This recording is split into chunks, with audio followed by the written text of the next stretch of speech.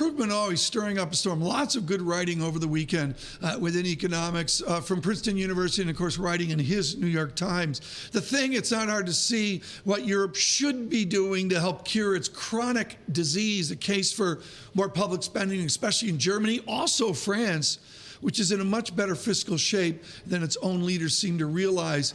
The fiscal need is overwhelming. That from Paul Krugman. Carl Weinberg with us from High Frequency Economics. If you're not going to provide stimulus in Europe, you can't provide it anywhere, can you? Well, I agree with that. Paul Krugman agrees with that. You agree with that. We need fiscal stimulus in Europe. It's not coming, though.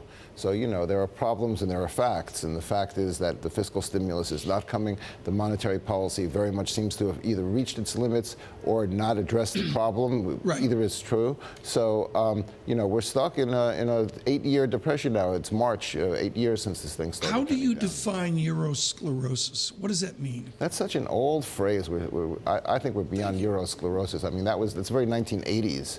But, you know, today I think we're in a banking depression, banking crisis and banking depression within Europe. You know, save the banks, save the economy has been my motto for a long time. And I think that's different from the underlying problem of low productivity growth, of the social safety net weighing heavily on the economy. That's the eurosclerosis.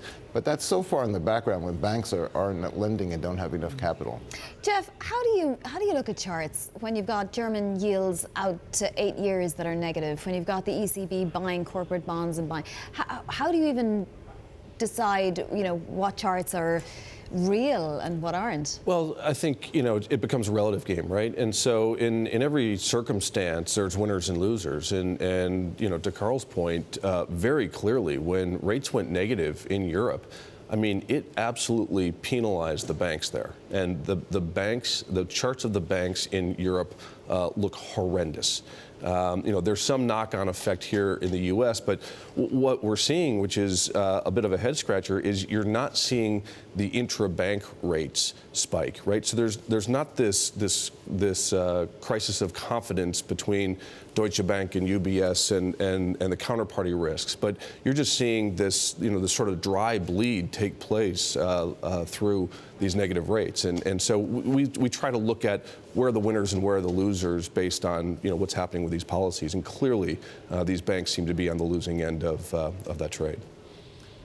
Carl, yeah, you were talking about the Italian banks, actually. Well, let's talk about European financial institutions in general. Italy has the problem today. But one of the things that came to me as I was writing my high-frequency notes this weekend was that ECB bond buying ends a year from now. Mm-hmm. You know, they run out of the total amount of bonds they can buy in all markets by March of next year. That means they stop buying. And if you believe, as I do, that negative yields out to 8 years on German goods and elsewhere is the result of ECB buying, and if that buying is going to stop by March of 2017, then you got to expect a correction. It doesn't have to stop, though. Well, yes, it does, actually, because they're limited to 25% of any issue on the sovereign side. Now, they'll buy corporates. Well, that's law. That comes from the bankruptcy law within Europe. Mm-hmm. If you own more than a quarter of a European government bond, you can stop a restructuring. And the ECB is not allowed to do that.